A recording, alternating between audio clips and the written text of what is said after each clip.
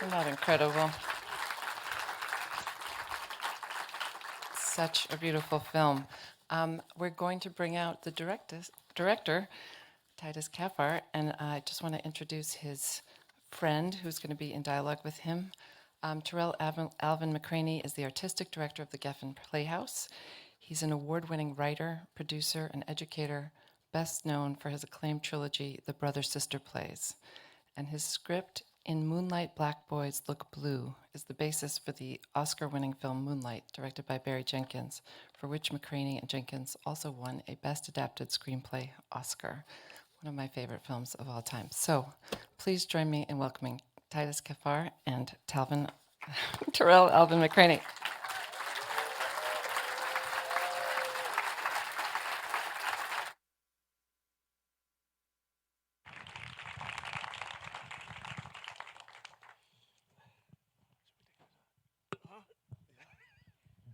Old.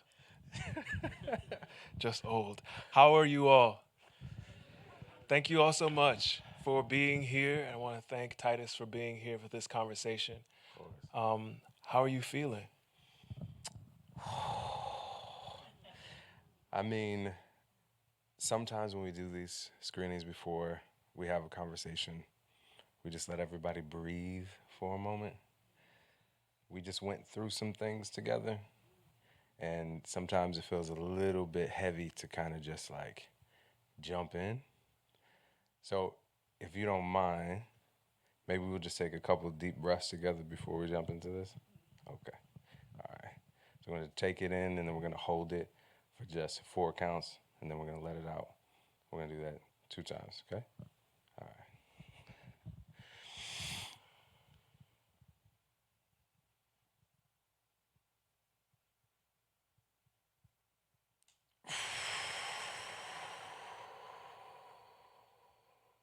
One more.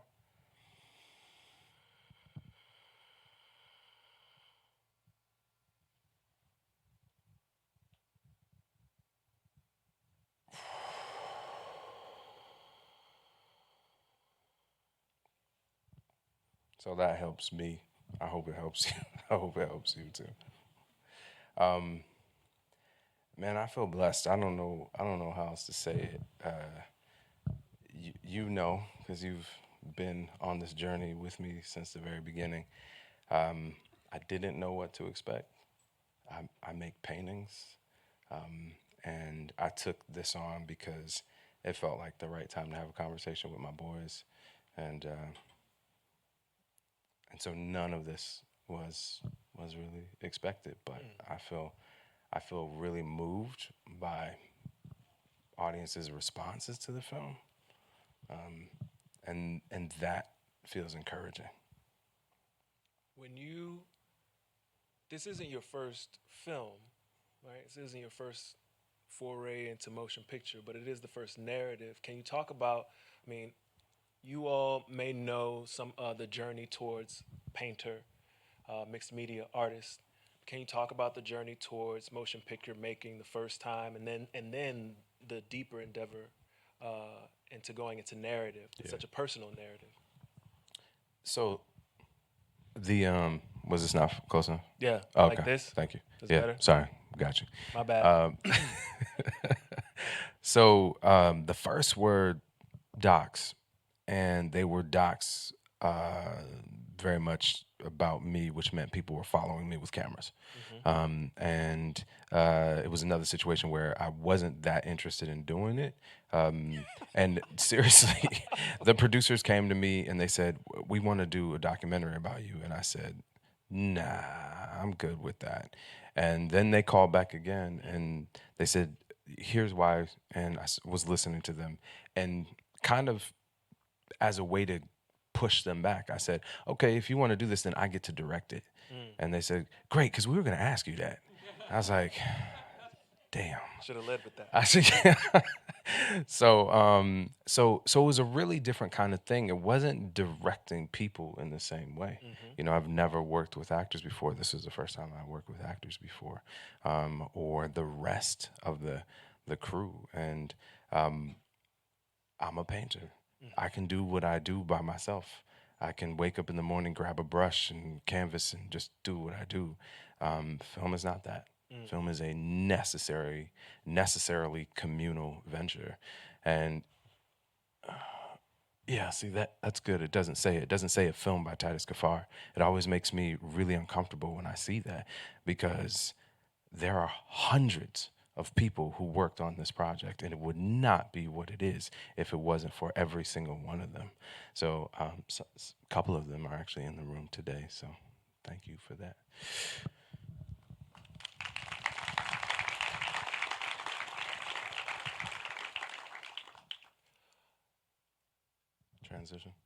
Transition, but also, I mean, as a person who is an introvert by nature, you can see I'm like, hey, it's a lot of y'all. So I can enjoy talking to my homie, who brings me into his studio and gives me hot cocoa and lets me watch him paint. It's an easier life, right? So Fun time. fun times, fun times. Thank God for Next Haven. And the move from the solitary work, the necessary work. Why gather us together in this moment? Because there's a difference between wandering in a museum like the Hammer, which I want to give a shout out to. Thank you for hosting this beautiful night. This preview of this film that will open nationwide on the 18th, which is Intozaki Shange's birthday, by the way. So it's a very blessed day. I'll take that. And that is, and in theaters. Specific. You were very specific. If you don't know much about Titus, you know he's very specific about the framing of his work. And so this doesn't go to streaming first. This goes to theaters. Yeah. Right? So why the very necessary work of gathering us together to witness? What is about the call to witness together? I think that's a really good question. I think I can answer that now. Okay. I don't know what I thought when I started the process. To some degree, there was a kind of momentum that was just pulling it forward, and it evolved. It's not a coincidence that the main character has the same name as my friend here. In the beginning, when I was writing, feeling very insecure about writing, because, as I said, I'm a painter. I shared the work with him, and he helped me through the process and gave me some feedback about it. And in fact, told me that he thought he knew who should play the main role, and introduced me to Andre. So I owe this man a great deal. Don't do that. But when I first started, I don't know that I knew exactly what it would be. I was just following the energy of the piece, and that might sound weird to you, but as an artist, that's what I do with everything I make. Right. I don't know what the thing is going to be in the end, but the painting says go left, so you go left. The painting says go right, you go right. The painting says cut a hole through the middle, and you go, are you sure? But then you try it and you go, oh, now I understand, right? So I've gotten very used to trusting those muses. When they say do something, I do it. And that's what was happening with this. So I don't know what I would have told you at the beginning of this process, but now, after having shown it in a bunch of different places to a bunch of different people, what it's about is not feeling alone. Feeling like these experiences that I had, where I did feel very, very alone. Now, having the opportunity to share it, every single time we show this film, people come up to me after, black, white, brown, whatever, and say, that's my father too. That was my mother. That was my uncle. That right there, that is healing. Yeah. That makes me feel more human. I feel more connected in that process. Initially, I felt super vulnerable about it. Like, in some ways, like, embarrassed, like, this is my personal shit. Like, what are we doing here? Why are you doing this? And then those conversations start to happen. And it's like, oh, you felt that too? You were in that experience too? You know what it feels like to be like looking for your farther down the street because, like, you know what I'm saying? So, I do. well, I Because know you- you. Well, I know, but also I don't know if you know this, but I asked you this question before. Yeah. When we first started talking about this, really early on, before, like right when we were about to get the students involved, I was like, you know, what the way I think we actually it was at that terrible hotel bar that we that we have to go to sometimes because there's nowhere else to go. And I was like, and I was sitting there, and I was sitting there, and I was like, hey man, are you sure? Because one of the things I adore about being able to write is that I can get in a room and I can wrestle the angel Yeah, by myself. yeah. And I come out bruised, beat up, Yeah. but at least it's just me in the fight. Yeah. I ain't got to get nobody else involved. Yeah. Are you sure? Then, I remember and this said, conversation now. Yeah, there was the point where I was like, there's a point that is wildly. Is that me? No, it's not. It's not me. Okay. Cool. I put mine on airplane mode. Yeah, me Okay. too. There is a point, and always a point in the work, in the very necessary work, of showing it, Yeah. where other folks have to get in the mix with you. Yeah.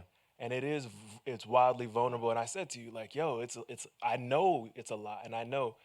And you were like, I'm just listening right now. And I was like, cool, great. As long as something is talking to you Yeah. and telling you to keep going, Yeah. do that. But the moment it's just like, well, I'm doing this to No. let it go. Yeah. Right? Because No, I remember that. I remember that conversation very vividly, actually. And again, I know now that I didn't get it. Sure. Right? You know, and I think in some ways, we're not supposed to know all of that stuff, right? can't. Because we wouldn't do half of the things we're supposed to do if we knew how steep that hill was. So you just take one step, and then you take the next step, and then you take the next step. And for me, along that journey were extraordinary people, and that was the thing that made it easier to go through. So my very first table read was organized at my studio. He gathered a bunch of his students. He was teaching at Yale at the time, and we did our first table read in the studio with all the paintings around and stuff like that. And it was a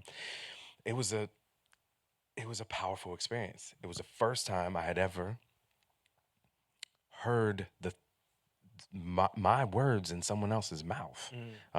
It was, you know, and these are students, so they're at the very beginning of their process, but that was transformative. It made me rethink every word on the page. I knew at that point, okay, I have to take this to the next step. It has to go further. And so I did. And I appreciate, and you always do this, I appreciate that care that you, when two artists get together, and one of them is you, there is this care, and like, brother, I want to be here for you, and I want you to know it's gonna be difficult. And even if it's difficult, I'm still gonna be here, but I need you to know this is gonna be difficult. So where you want me at, and I just appreciate that. Yeah. Well, but also I will say, you know, the Toni Morrison and Ta-Nehisi Coates, they talk about writing, and it always reminded me of painting in a way. Now, I will be the first to say you know, Titus was like, you don't want to just, I was like, no, I'm left-handed, I'll get it all over myself. No, it's not my thing. But one of the things that you and I feel like connected on very early is that there's a haunting to it. Like, it's not necessarily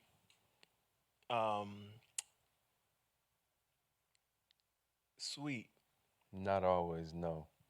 It kind of wakes you up, and you kind of just are like, Yeah. it keeps calling in weird times, and it's eerie. And yet they also talk about that there is a mixture of clarity that needs to happen. Yeah. Like, it's a constant dance between the thing that is haunting you and the clarifying of it. Yep. I wonder, are there things that are still haunting? I mean, to me, this piece typifies that. Like, when I watch, and I don't, you saw me earlier, I was like, you're like, what's wrong? I was like, I'm trying to watch the film and trying not to watch the film. It's so, it captures in that way. And there's so many portions of it that are haunting to me that I literally just get up and like, got to move away from it, because And I wonder if there are things for you in the piece or about the making of the piece that are haunting. And what's you've shared some already, but are there things that are just clear now? Um, Does there's that make sense? Yeah, absolutely. So I was having those night terrors, and the last time it scared me because I put a hole in the wall, and my wife was laying next to me, and I didn't realize what was going on, and I was just like, this can't go on. Like, what if I accidentally hurt her? Like, that's not okay. And so, they were doing all these tests on me and stuff, and first they thought it was apnea. It's not apnea. No, you just having night terrors. That's just what that is. And so the interesting thing is I haven't had one of those episodes since I finished this project. Um, there was something about the writing that was, and we use this word all the time, but I mean it. That was cathartic. Like it took something out of me. Um, See, this whole thing started as a documentary, right? Yep. I went to my father's house and I filmed him, not because I wanted to, but because I went back to Michigan to see my grandmother. And when I showed up at my grandmother's house, my father, who I hadn't seen in 15 years, was there. I had my two sons with me, my wife was with me, and he wanted to talk. And I was like, yeah, no, we're not doing this. And so I walked into the house. This is my maternal grandmother, so this is not his mother. You don't have any right to be here. So I walk in the house thinking I'm done with this situation, and he follows me in.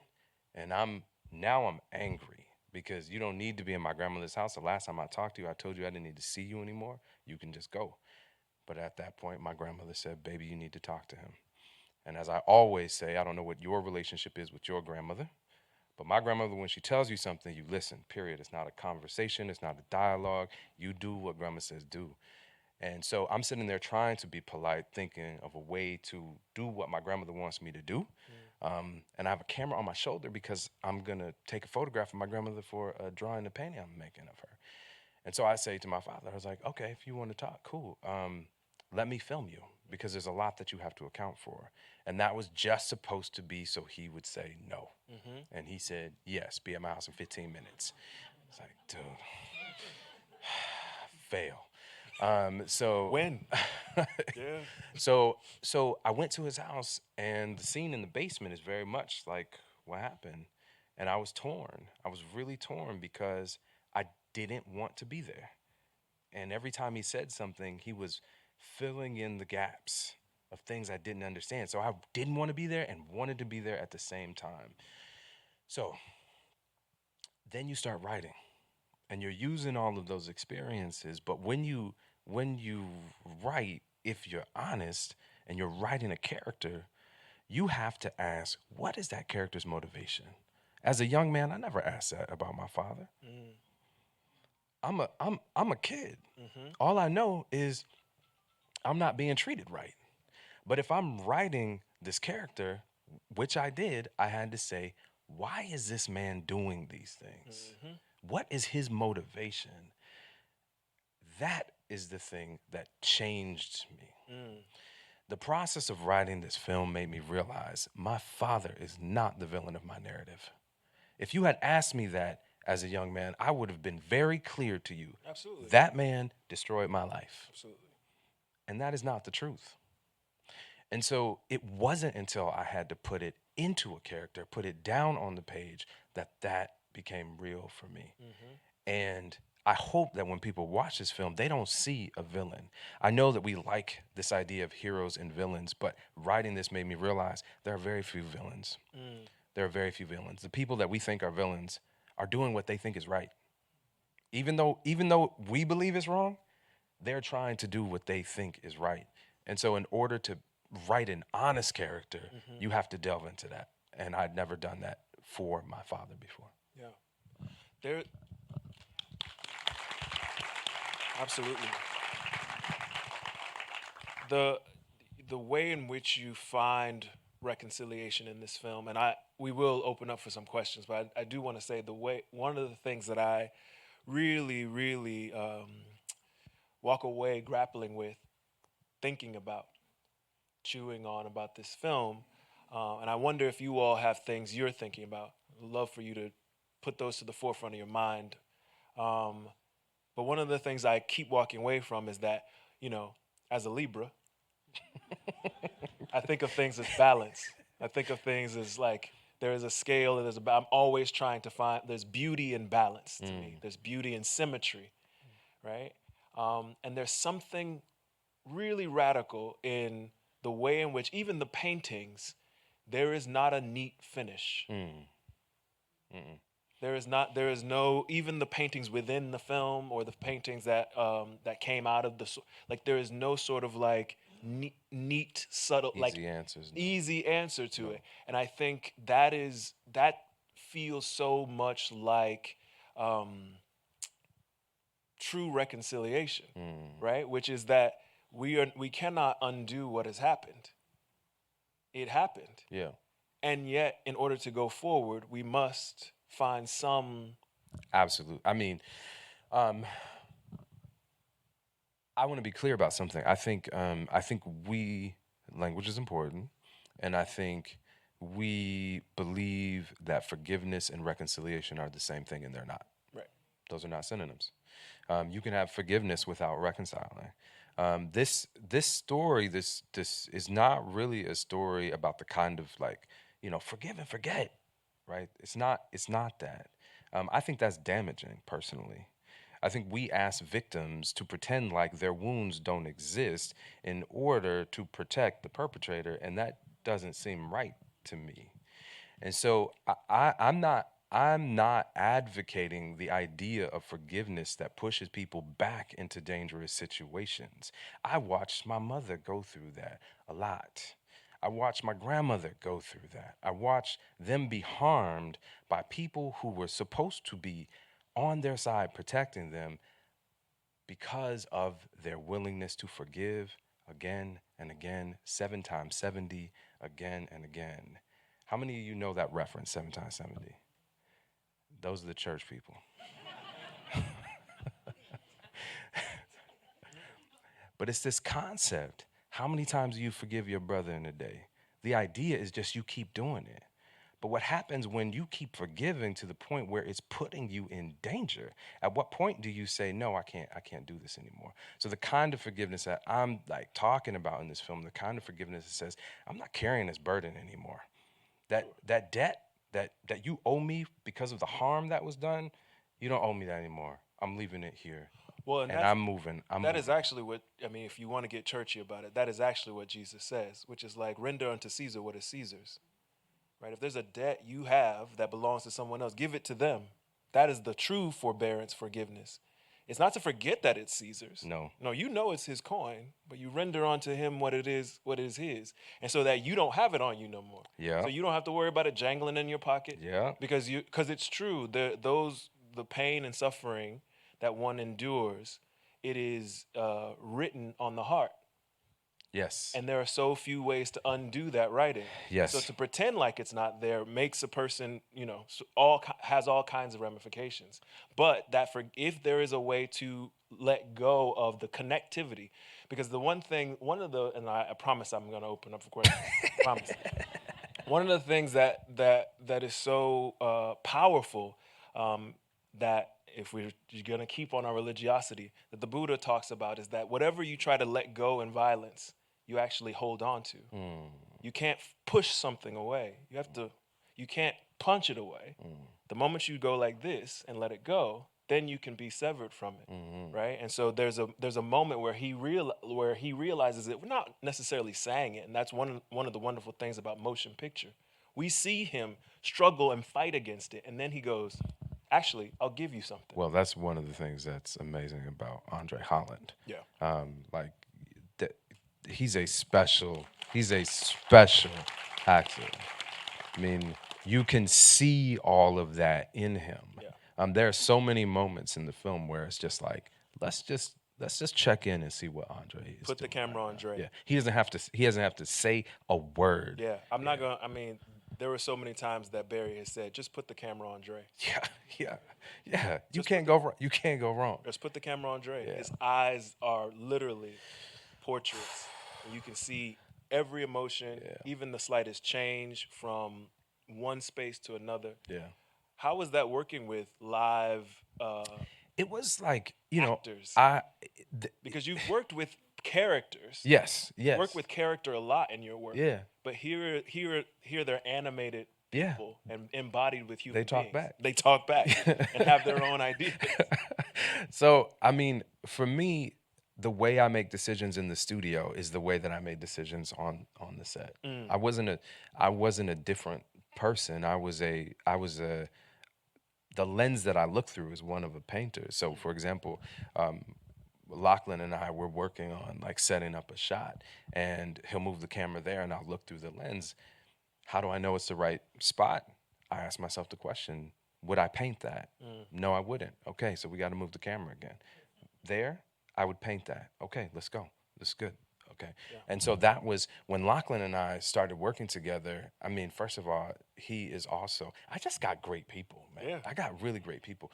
When we started working together, our conversations weren't about lenses and cameras and stuff like that. We first talked about what it meant to be fathers to us and what our relationship with our fathers was. That was like most of our first conversations. Our second set of conversations were about the museums that we love in the world. Why do you love that museum? What's your favorite painting in that museum? Why do you like that painting? Tell me about the light in that painting, right? So what we were doing was we were developing a language that made sense for me as the painter. Yeah. And so when we got on set, it was easy. It was easy to talk about, oh, that right there, let's go Caravaggio for that. Bet, okay, we're gonna bring the lights down. You know what I'm talking about? Yeah, okay, cool. So we had developed something that was not, I don't know if it's how one normally does, but it definitely worked for me. Even with the score, my process for doing the score was very different from, I think anyway. I didn't want temp music. Our composer, Jack Bischoff, I think is here. He's here, Jack. It's a great score, right? So, same thing. Jarek and I got on the phone. We started having these conversations. We talked a bunch of hours on our first call. He had already read the script. After our conversation, I told him all the things I was thinking. We had these conversations about how I don't like when there seems to be more musicians playing the score than there are people in the room. Yeah. Right? Like I wanted it to feel intimate. Like each one of those instruments could be, okay, that's dad, that's mom, that's the boy. Okay, that's how I want this thing to feel. So we talked through all of that. Jarek went away. Maybe a week, I don't even think it was a week, came back later with 6 songs. Mind you, we hadn't started shooting at all. This is just based on the script. Yeah. Those are the songs that's in the film. Like, he had such an understanding. Like, there was such a connection. I'm a bass player. He's a bass player. So, like, it's a really bass-heavy score. But we understood each other. We created a language that made sense. Because, again, I'm an artist, so I just continued those ways. And my selection of people was not maybe how it's normally done. I was definitely arguing with my producers now and then. This film existed because we didn't go the traditional Hollywood route. I'm a painter, and I have a lot of independence in the studio. And as we started having conversations with financiers about the film, they were like, oh, we like this. This is great. We'll give you the money, but you have to choose these 5 actors. I was like, how you gonna tell me, like, who's gonna play my mother? Who's gonna play my father? I don't even know you. And so I stepped back and was like, okay, I don't want to do this. And the producers, No, you didn't say I don't want to do this. You said no. I did. You said no, which I was like, good, because I don't come from that world. I don't. It was just you say different. No, and then they're like, what? Yeah. So I said, they said, well, then where are we going to get the money from? And I was just feeling cocky that day. I was just feeling really cocky. I said, give me 48 hours. And the thing that I know is the art world is full of money. It's full of money. And so I just didn't go to Hollywood. I went to the art world. And so I have collectors who buy work from me. And so I went to one collector in particular, and I didn't ask him for anything. I just said, I'm working on a new project. Here's my script. I just want you to take a look at it. He read it in 24 hours, called me back, and said, I don't know anything about movies, but I will give you the money for this film if you want it. And I said, I love you, Sean. And so the point was, because I didn't know how to do it traditionally, I just did it the way that I built all the other things that I've built. Yeah. Right? But I can assure you that every artist that I've talked to who's worked with you on this was so excited to be being spoken to by a director, a producer, and writer like an artist. Artist to artist. It's so rare, it's scary. But it's so rare crazy. that it's just rare that you are being spoken to by someone who is making something with you like an artist. Like Dre was so excited. He was like I remember running to you and Dre in New Haven when you were teaching him how to paint. He was like, yo, T, he's going to teach me how to paint. Yeah, we're going to learn. I mean, you know, because that's who Dre is. Dre is an artist who wants to always be learning and taking, like all of us, right? Yes. And so to be in a situation where an artist of your caliber, who's you, is going to go, yeah, I'll teach you how to. Yeah. Right? Yeah. I want to make sure that we open up for some questions. I know we have the hammer way of doing this, so I'm going to wait for the voice. Yeah, we're not supposed to point at you. Yeah. Because I may do this once the person gets to you, but not before. So can y'all? Where's the mic person? Because we got so there's two people down here. Okay. And by the way, I know it's late. I am not going to be offended if you have to go. Oh yeah, if you have to tip go, on out, please, if you church finger please. out, or just be safe in the. Yeah, I don't know what that's about. Yeah, I don't know what that's about. I'll just be quick because I know people want to ask a lot of questions. So to pick up right where you left off just now of teaching Andre to paint, like in those scenes where he's interacting with your work, I can imagine that would be really tricky for you as the creator of this project for someone to kind of like touch your things that you've made. But tell us a little bit more about how you got Andre to do that. So for 3 months, Andre came to the studio and we did the work. He's that kind of actor. He doesn't want to pretend. He does not want to pretend. And so first drawing. The first thing was just getting him to believe that he could actually do it, because he started by saying, I don't know how to draw. I can barely do a stick figure. And I said, don't even worry about that. I've done this before. I was an art teacher for a long time. So I gave him the books, we did the exercises, and he took it on. The first day he was in the studio, I made him mix up some paint. I said, okay, we're gonna mix some green. Let's get our yellow, let's get our blue, we're gonna mix some green. And I was working on the painting that you saw with the grass on it. And I said, okay, go paint that grass. And he was like, bruh, no. And I said, you gotta paint the grass.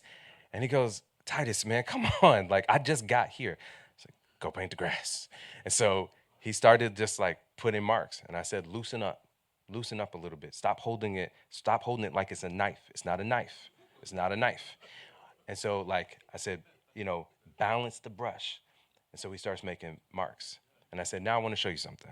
And I took a rag and I wiped off everything he did. And he's like, it's all gone. I said, yeah, we can't make mistakes here. We can fix anything we want to fix.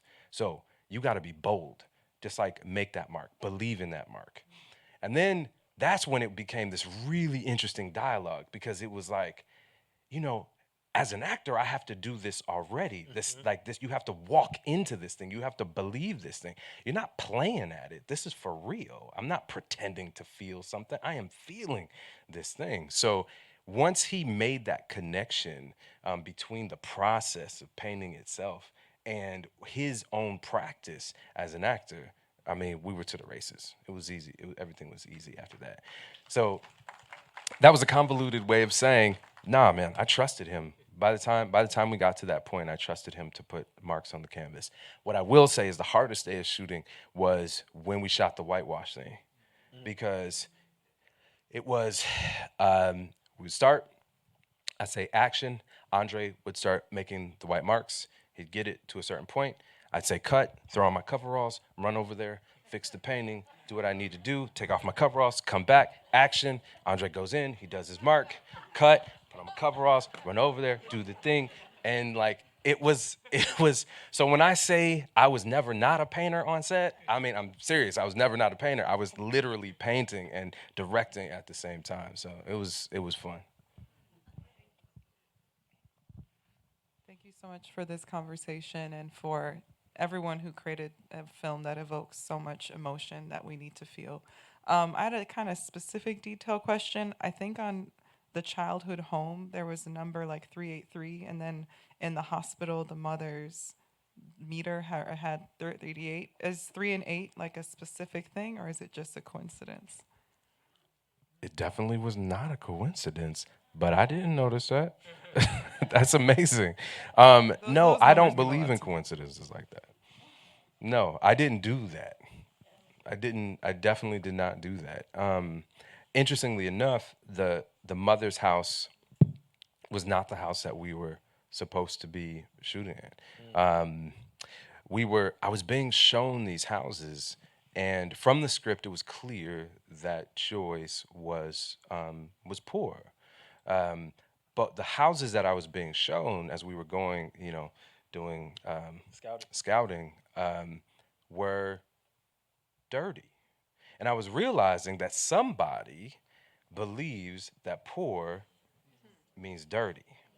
And so I had to explain to them a little bit about my mother, right? And so my mother worked 2 and 3 jobs. So if she got home and the house wasn't clean, no, that's not how it worked. And so we were standing in the street after me being very frustrated with the houses that I was seeing. I was like, this is not what we're talking about. My mother would never live in that house. That's not okay. I'm standing out in the street as a black woman gets out of her car and she has a bunch of groceries. My family's from Mississippi. Then they moved to Michigan. I see you getting groceries out of your car. I gotta go help you. So I go help her get the groceries, and she's like, "Boy, who are you?" I was like, "I just saw you, and I just was gonna help." And she's like, "Okay." And I help her take her groceries into the house. I set them on the table, and I turn and I look around, and I go to Philip, my location scout, and I was like, "That's it. That's the house. That's it." He's like, "Titus, we don't know her." Like, I was like, "You got to talk to her, man. You just got to talk to her."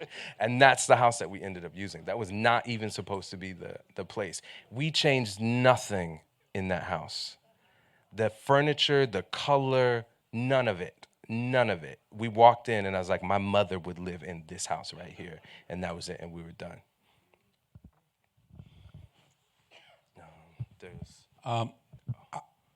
Over here. Oh.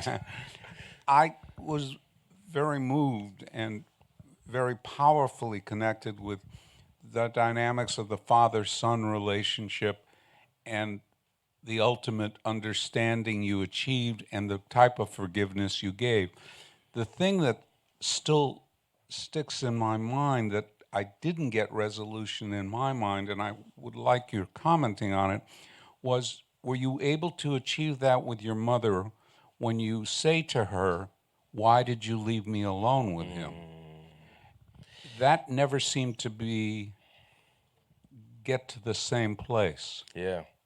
And isn't that just like life? Yeah. I mean, so what I would say is, like, there are things obviously that have been changed in the script. So the mother character is a conflation of my mother and my grandmother. My mother is very much alive. It's my grandmother who passed away. But they were both very much pushing me to forgive my father and all that the same thing. That was a very interesting day on set as well. I knew it was going to be intense. So I made everybody kind of leave. If you didn't need to, I did this a lot on set. If you don't need to be here, you can't be here. I don't want them to feel like they're being watched right now. Let's allow them to enter in. And so I knew that was going to be one of those scenes. So we set up 3 cameras, and we're like, we're gonna try to get this the first time, and we didn't get it the first time. We didn't get it because Andre comes from the same background that I came from, and he had to stand up and give the Abraham and Isaac sermon. he was like, man, that's going to hurt her.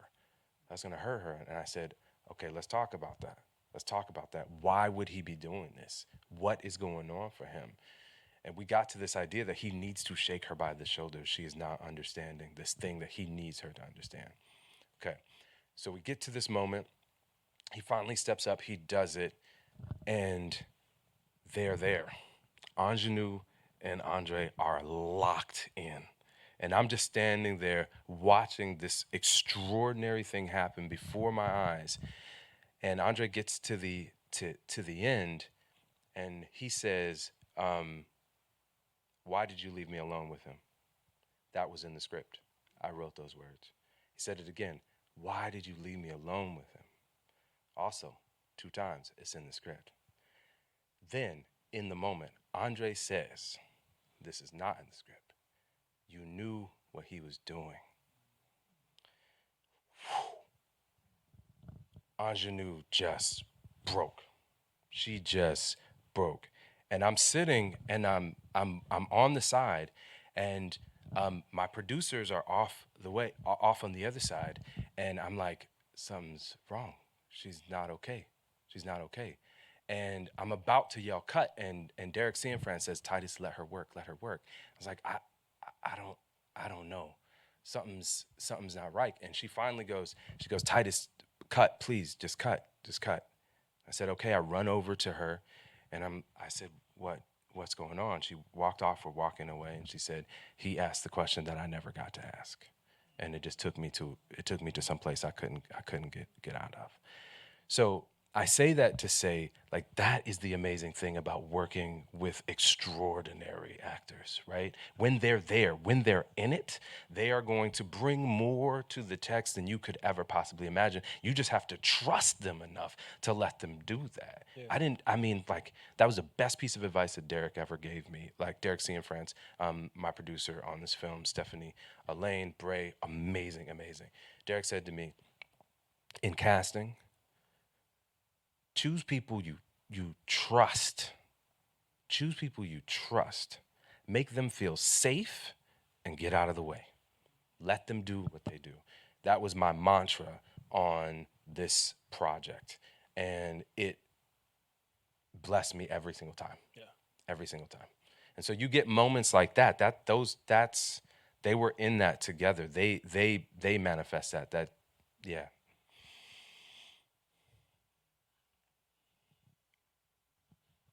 When I saw when it started, and I saw in the bed jumping out, having the flashbacks, I said, "Dang, I didn't know this was a movie about Vietnam, because that is my experience, you know." And as it went on, I started to see that it was traumatic experiences from childhood with an abusive father. Akasanya? Yes, sir. I thought that was your voice. But that was deep, man, and it really got me into the movie. Thank you. Yeah. Thank you. I'm glad you came, man. We have. You didn't come to me. We'll talk about that.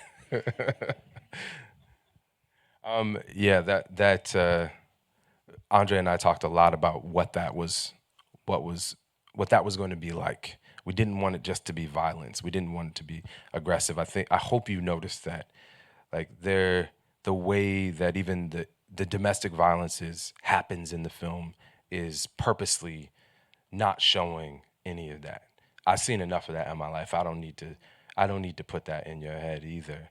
I remember the day we shot that, Ingenue came to me and she said, so am I gonna have a body double? Is somebody gonna like swing at me? What? I said, no, ma'am. No, it's not that. Well, you were curatorial about that even before. I mean, even when the students were reading, you were absolutely talking about the ways in which we were going to talk about and be in the space of, but not witness again that, because again, there's so much about the healing process that is important in the film that again you want us to witness. Yeah. And I also, as a person who also has night terrors, the sort of terrifying thing about watching them is like, those are definitely not my night terrors, but they're enough to go, there's a generation of people Mm-hmm. in the history of this country in particular, but in the Black experience in this country, who have not gone to war, but have night terrors like they have. Absolutely. That was one of the things I was like, oh, like that. It was, because I always, again, you feel very alone when you're in it by Yeah. yourself. And I'm like, yeah, I wake up and I'm sweating and I'm looking around and I don't know where I'm at. And then to be like, damn, you too? Like, I mean, but that was the thing about like, I think sometimes when you take those experiences and you try to put them on the page, sometimes giving yourself parameters feels limiting. I think people think about it as limiting. But like, limitations is where creativity comes from. Oh, for you sure. have to problem solve in order to get to that.